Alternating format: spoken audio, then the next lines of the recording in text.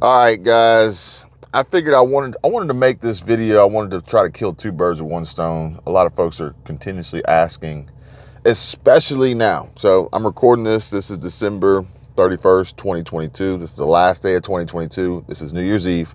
And tomorrow will be January 1st, 2023. And a lot of folks are asking me a lot of different questions, some of which being, how can I make more money? How can I generate passive income? Also, what and how are the ways that I can prepare for what is likely coming down the pipe? We all know that there's a lot of different factors and a lot of different entities and a lot of different organizations and groups working towards an overall plan in the future. Now, what that looks like, what it will be, we don't know yet, okay? But at the end of the day, what we do know is that whatever it may be, we need to be prepared for it. So I think that this in particular is going to be a rather controversial subject for many. And I want your honest opinion because there is a motive behind this, folks, personally, okay? And I'll be upfront and honest. I'll just put it out there. I have been approached by many different companies and organizations wanting me to promote their products, their brands, their software, their apps, a variety of different things that they would like me to, offerings that they would like me to bring to you guys. I've told you before, companies typically have a particular skill set. So odds are usually the companies that reach out to creators like myself, their particular skill set is in the product or service that they have created or that they offer. But their skill set isn't in building a community, building a network, gaining the attention and the audience and having the ability to get people to listen to them. So that's how and why they need to work with creators to get the message, get their product, get their service, get their brand out, build that brand awareness, basically. Now, with that being said, Autumn's Backyard Garden, ABG Relaxing Vibes, whatever channel it may be. She recently shared her experience with sponsors, or what she thought were sponsors, potential sponsors, which ultimately ended up being a scam. There needs to be some clarification on what happened. I'm not going to go into that in this video. However, I do want to say that I don't want to badmouth or misrepresent the brands that were misrepresented by these scammers. And the brands themselves, in my opinion, aren't necessarily the problem. The problem are the scammers that are pretending to be affiliated with these brands to get your attention, to then try to steal your information and pretend to offer you a respectable sum of money for this sponsorship. Now, getting your information ties in very closely with what we need to talk about here. But first, we need to talk about that money because, number one, no one should be risking anything personally that they cannot get back by trying to increase their wealth, increase their income, earn extra money. So if a sponsorship deal seems too good to be true and you're potentially putting yourself, your channel, whatever it may be, your brand at risk, you may want to weigh these options, okay? Alternatively, I have another service or product or company I want to share with you guys where the same rules apply.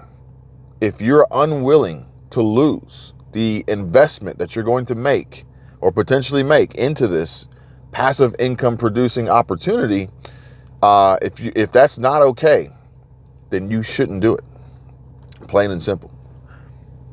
Lastly, for the folks who are out there that aren't necessarily losing money, aren't necessarily risking access to their channels for the mere promotion of a product, service, brand, whatever it may be, sponsorship, paid promotion, affiliation, brand deal, whatever. If you don't believe in the product, if you don't believe in the service, if you don't believe in the company, if you wouldn't actually do it yourself, please do not present it to others pretending that you would, or that you do trust them or anything, when you're only solely driven by the money, the compensation, the income that comes from it. A lot of people out there, in my opinion, are sitting and watching these videos, hoping, waiting, praying, looking for solutions. And the last thing they need is someone out there providing them false, fictitious, false information. Perhaps maybe the information you provide is accurate, but you're falsely representing your trust and faith in a company only because they've offered you thousands of dollars to promote them and to present it in a way that makes them look better than everybody else. So it's not abundantly clear and apparent that this is a sponsorship, paid sponsorship, which a lot of viewers are looking to wait and see if they see the paid promotion, includes paid promotion. They're waiting to see if that pops up in the corner of a video when it starts. But not every creator clicks that button. That's a gray area.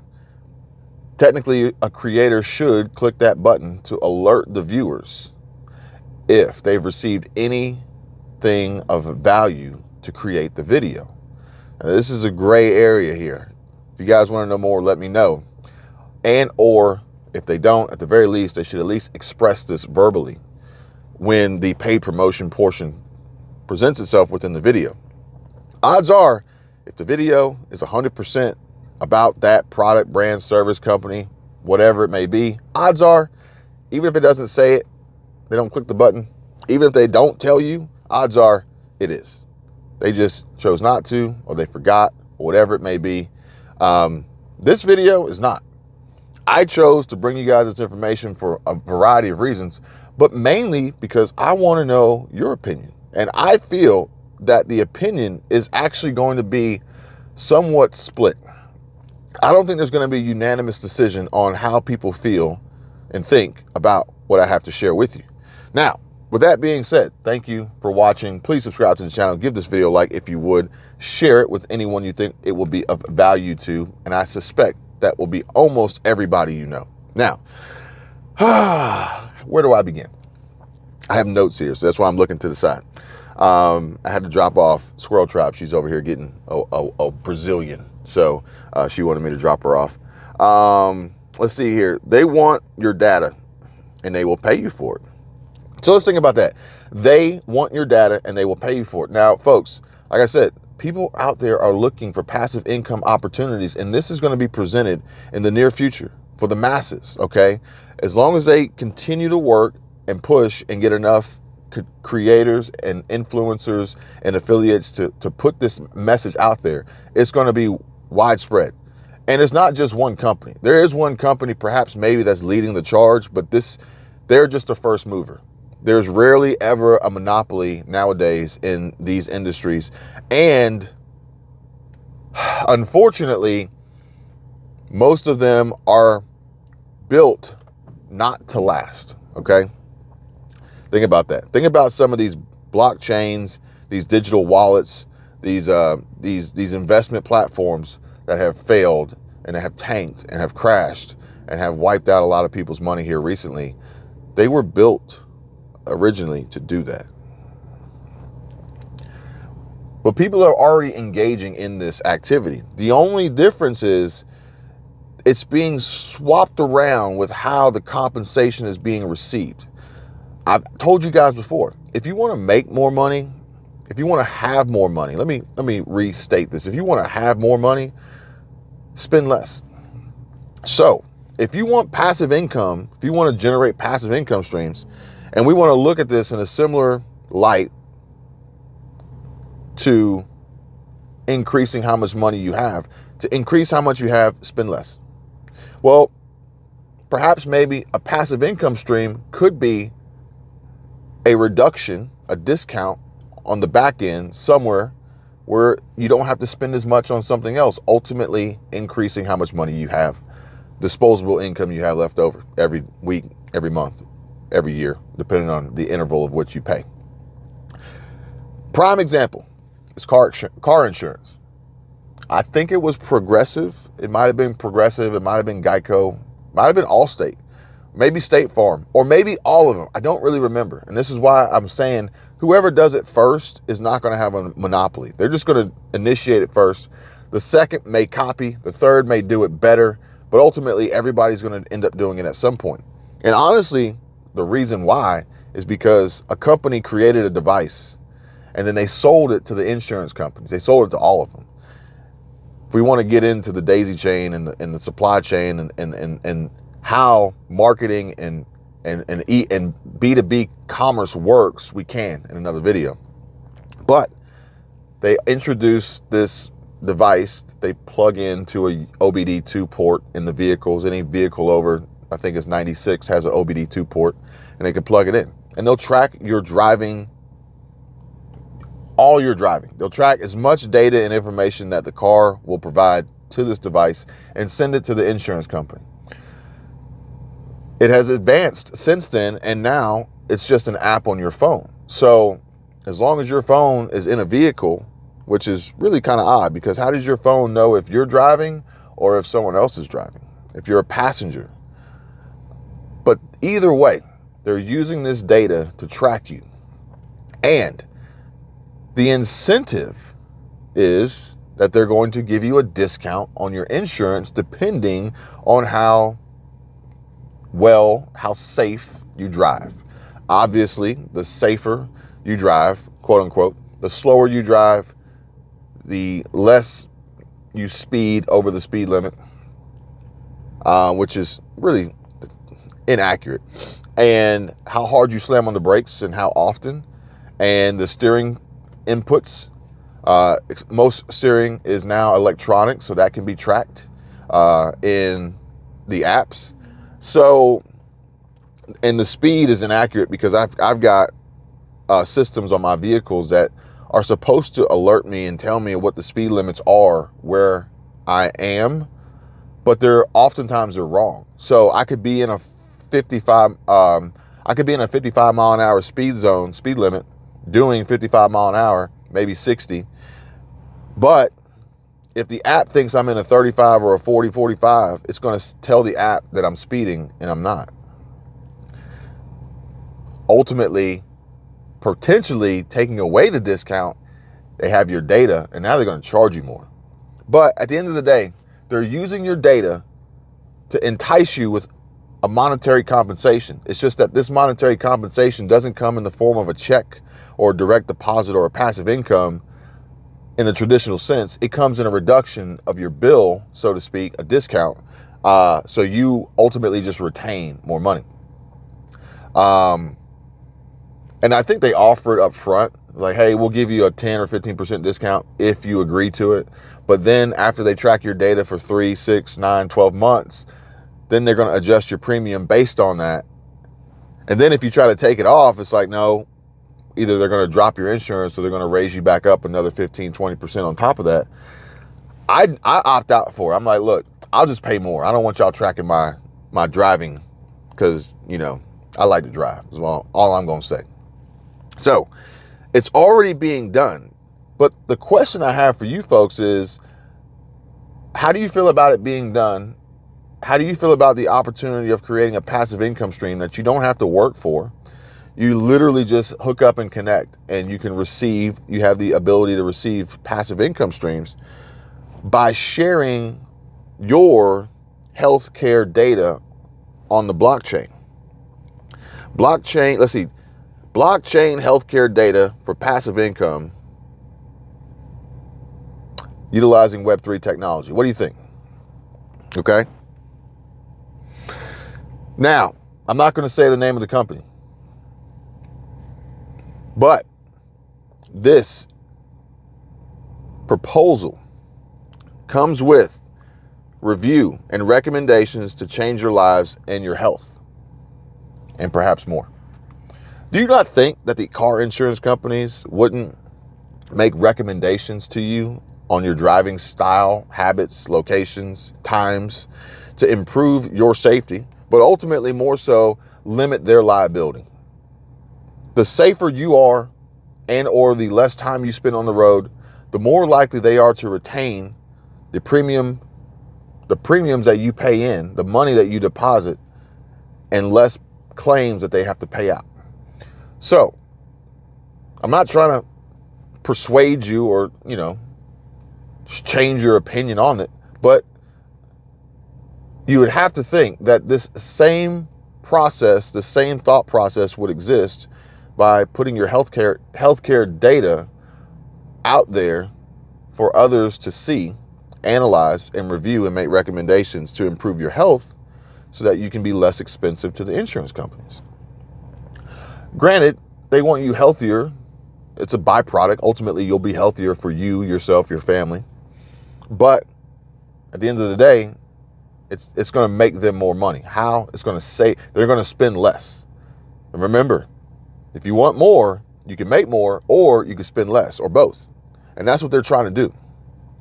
And they're trying to entice people to do it by offering them a compensation of passive income for doing it.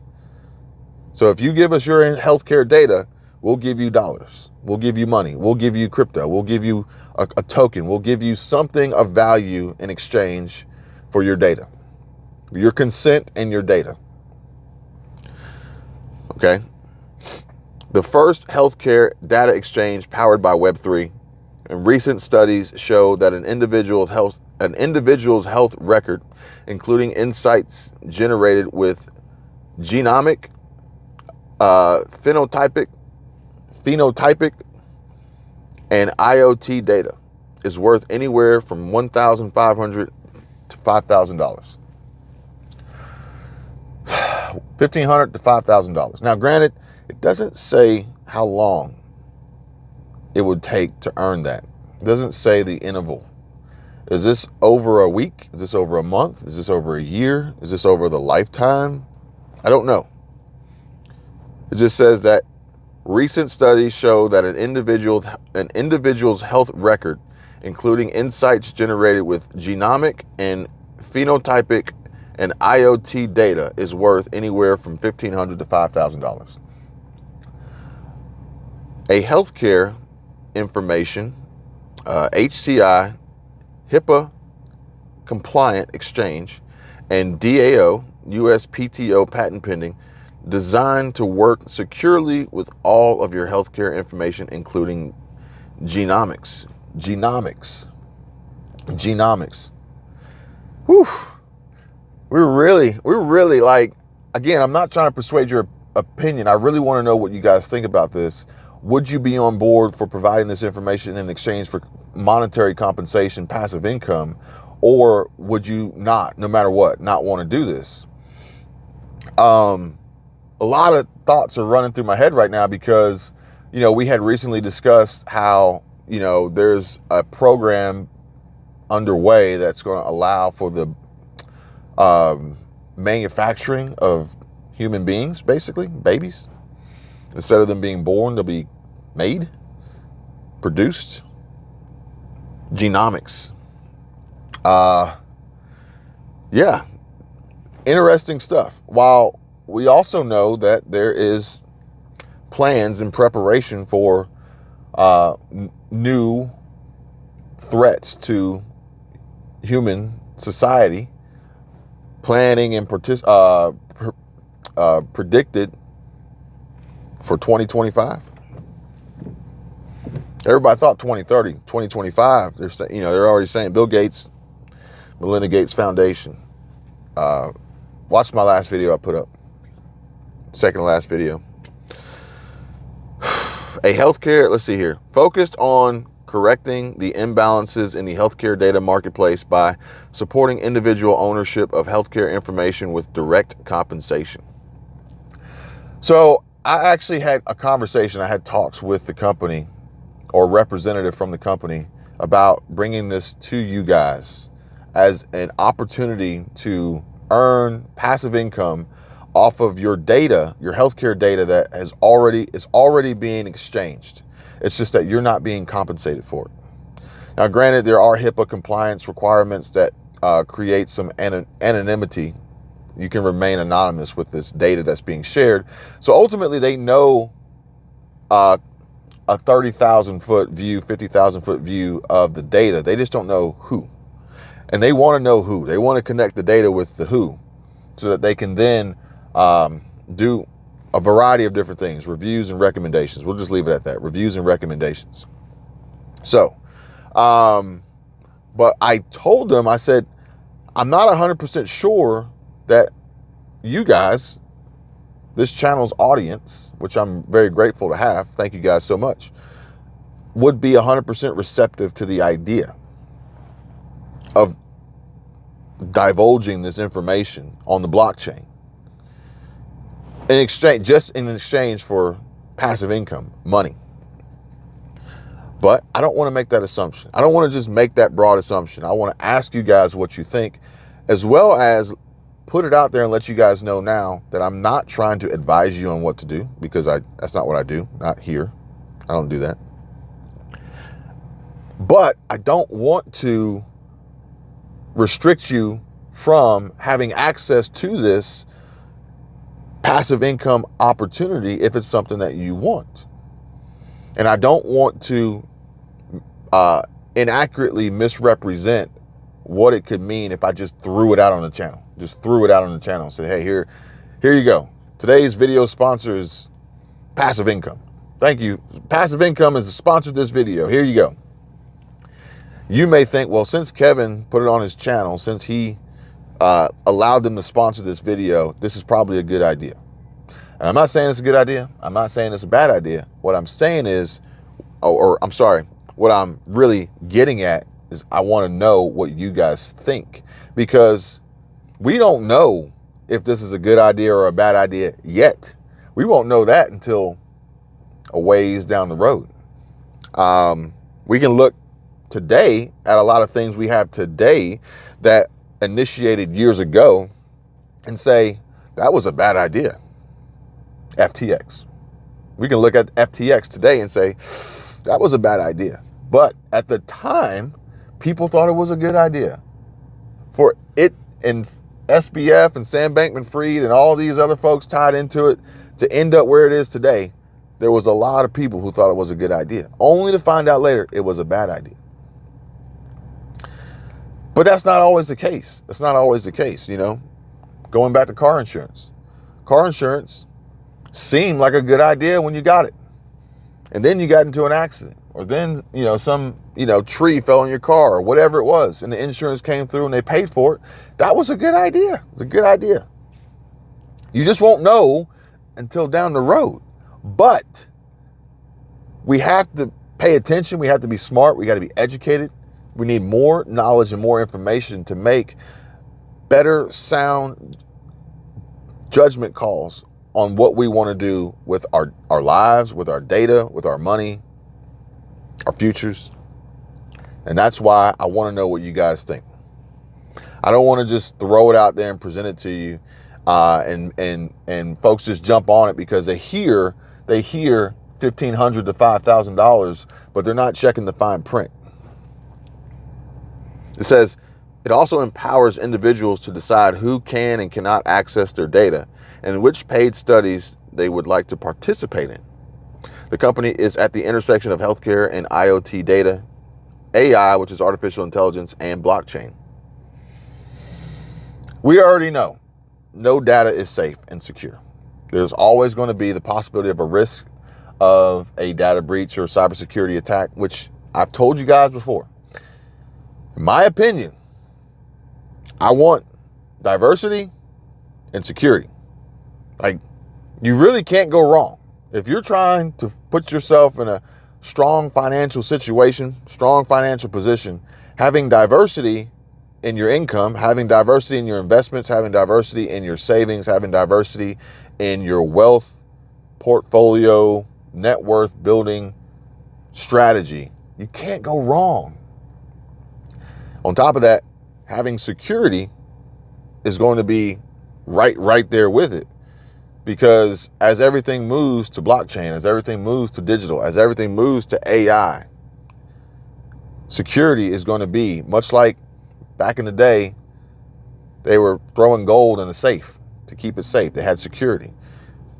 Then we move on to cash. We're putting cash in wallets for security.